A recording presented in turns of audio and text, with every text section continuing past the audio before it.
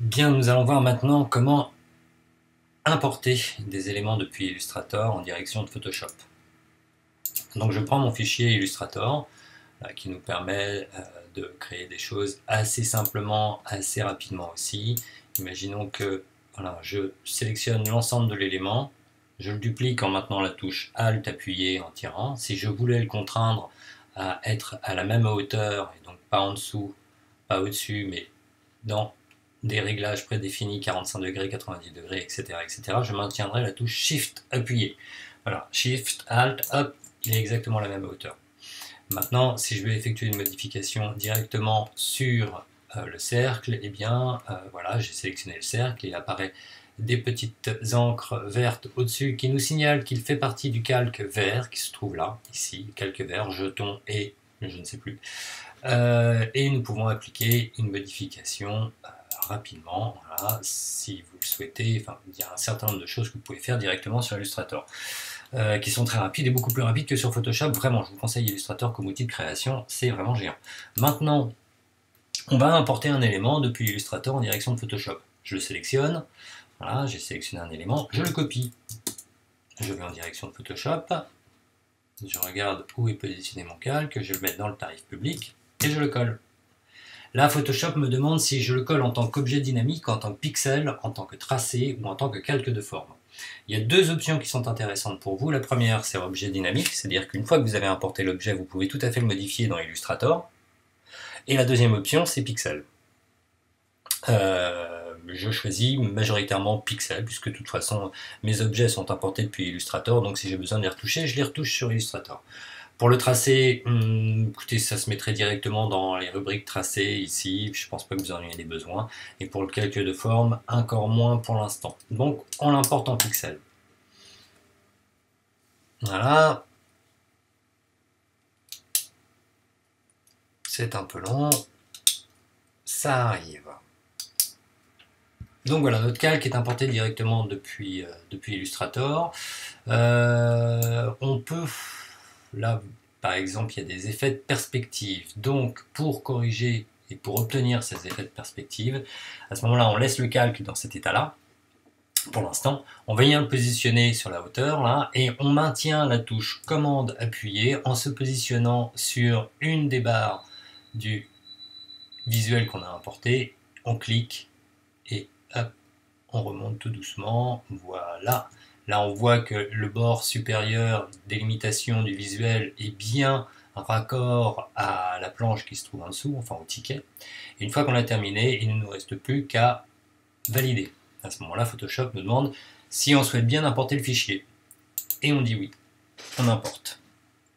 Voilà un élément qui vient d'être importé. Alors, il s'appelle Calque 3. Il faut lui redonner un nom, parce que sinon après on est perdu. Calque 1, Calque 2, Calque 3, ça ne parle pas beaucoup, alors que pastille promo, ça parle beaucoup mieux. Voilà, pastille promo, donc maintenant on a une pastille promo. Voyons voir, c'est quelque chose que vous allez utiliser et vous allez refaire des opérations tout le temps. Donc autant créer un calque dynamique tout de suite. Comment fait-on pour créer un calque dynamique? Eh bien écoutez, on va aller choisir l'outil de rectangle, que vous pouvez aussi obtenir par l'intermédiaire du raccourci clavier U.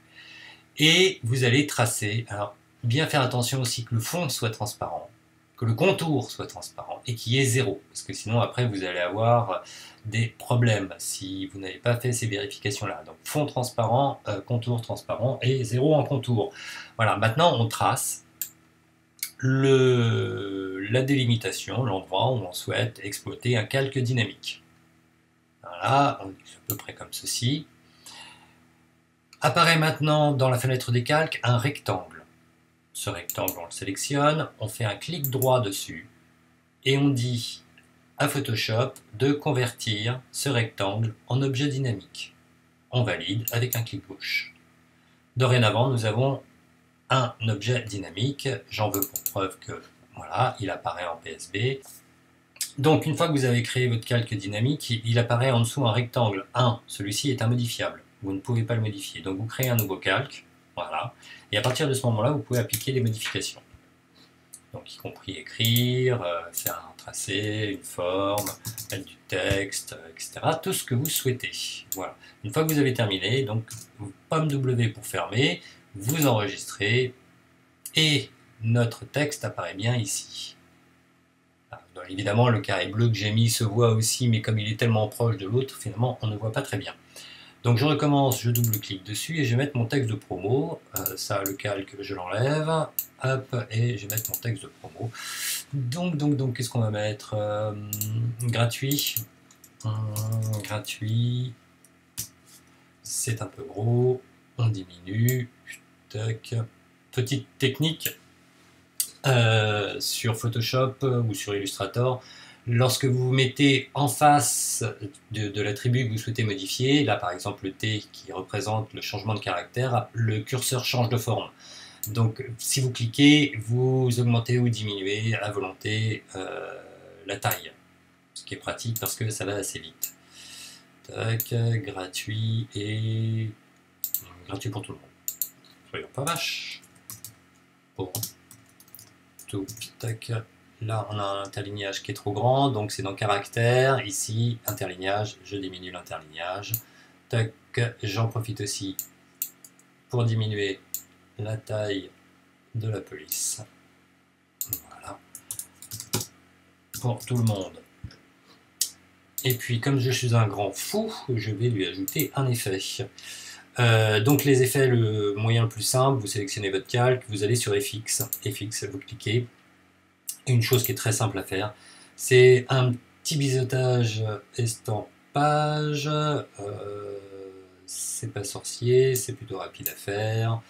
On va prendre du bleu, voilà, pop, ça va mieux se voir, pas beaucoup plus, forcément, j'ai mis du blanc en couleur. Toc,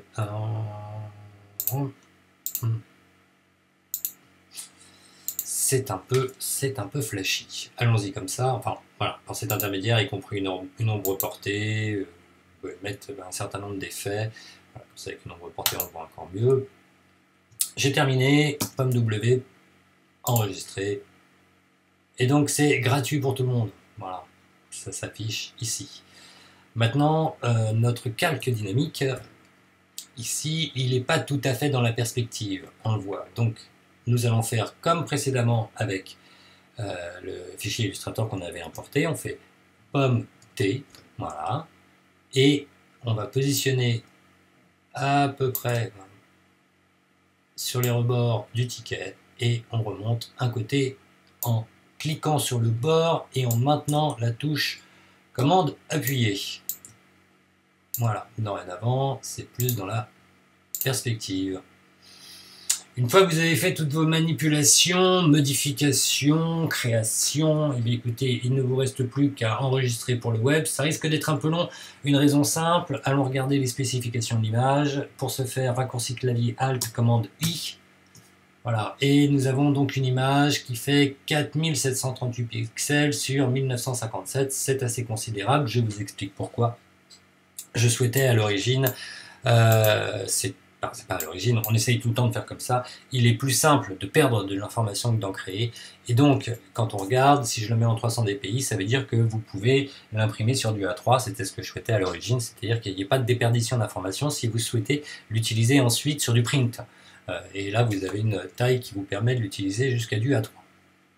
Donc ce qui fait que, j'annule, ce qui fait que lorsqu'on va enregistrer pour le web, donc je rappelle le raccourci clavier pour enregistrer sur le web, commande Alt, Shift, puis S. Vous allez choisir dans les paramètres le paramètre PNG.